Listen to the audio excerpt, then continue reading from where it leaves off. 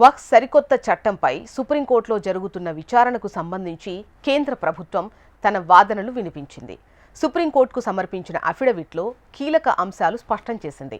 వక్ఫ్ board అనేది ఒక trust, charity సంస్థ అని వివరించింది. అలాంటి చారిటీ సంస్థకు ముస్లిం మతంతో సంబంధం లేదని తన వాదనలను వినిపించింది.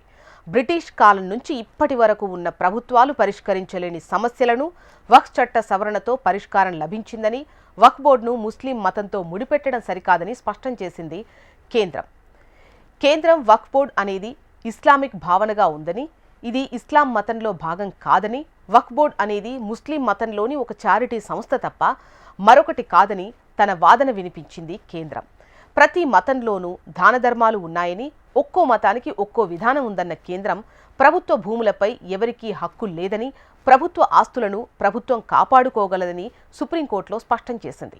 కొంతమంది ముస్లిం ప్రతినిధులుగా చెప్పుకుంటూ వక్ఫ్ బోర్డును, వక్ఫ్ ఆస్తులను ముస్లిం మతంతో ముడిపెట్టి స్వప్రయోజనాలకు వాడుకోవాలని చూస్తున్నారంటూ కేంద్రం తరపున సీనియర్ లాయర్ మెహతా తన వాదనలు వినిపించారు. మొత్తం 96 లక్షల పిటిషన్స్ పరిశీలించి 36 జాయింట్ పార్లమెంటరీ కమిటీ సమావేశాలు నిర్వహించిన తర్వాతే వక్ఫ్ చట్ట సవరణ చేశామని, 1923 నుంచి కొనసాగుతున్న సమస్యలకు వక్ఫ్ చట్ట సవరణతో శాశ్వత పరిష్కారం చూపించినట్లు కేంద్రం తన వాదనలో స్పష్టం చేసింది.